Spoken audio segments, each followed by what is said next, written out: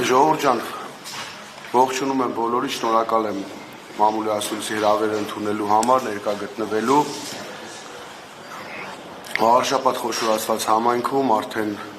համայնքի ղեկավարի ընտրությունները կարելի ասել անցյալում են, չնայած նրան, որ 2 օր է անցել։ Մենք մեր թիմով մեծ աշխատանք կատարեցինք տարբեր հանդիպումների, տարբեր քննարկումների միջոցով եւ գյուղական բնակավայրերում եւ Վաղաշապատում,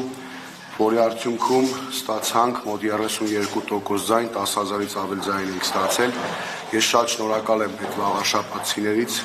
թե գյուղացիներից, թե էջմիածնեցիներից, ովքեր մեր թիմին հավատաց, վստահեց եւ մեր թիմի մեջ տեսավ այն մարդկանց, ով պատրաստ էր քաղաքի գյուղերի խնդիրները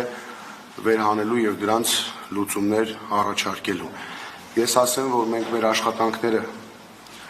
շարունակելու ենք կատարել, հավաքանու կազմում մենք ներգրավվածությունը ունենալու ենք, թիմի որ անդամներով կունենանք դեռևս թիմում քննարկում տեղի չի ունեցել, բայց որ մանդատները վերցնելու ենք, անպայման վերցնելու ենք, քանի որ այդ 10,000 ձայնը 10,000 մարդով մեզ ձայն է տվել, պետք է իրենց ձայնը համայնքապետարանում ներկայացված լինի, համայնքապետարանում պետք է այդ մարդիկ ակտիվ մեր թիմի անդամները աշխատեն,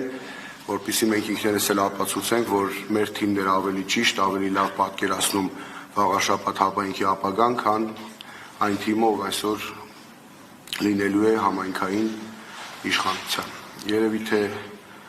եւ ասեմ, որ ընդհանրապես դա ինձ շատ են հարցնում, լեգիտիմության խնդիր չի առաջացնում, այսինքն երբ որ վերցնենք մանդատները, դառնում է, որ ընտրությունները լեգիտիմացնում են, քաղաքացիական պայմանագիր ոչ, դա այդպես չէ, մենք հեսա ընթացքում էլ կխոսենք, մենք բազմաթիվ անգամ ենք ասել, որ պայքարը սկսվել է, ընտրապայքարը ի սկզբանե ընտրախախտումներով, անհավասար պայմաններով եւ այդպես է մինչ օրս։ Քվեարկությունը դեռևս ավարտվել է, բայց դեռևս այդ անհավասար պայմանները, ճնշումները մեր քաղաքական թիմի նկատմամբ մինչ այս պահ շարունակում են եւ կարծում եմ դեռևս շարունակելու են։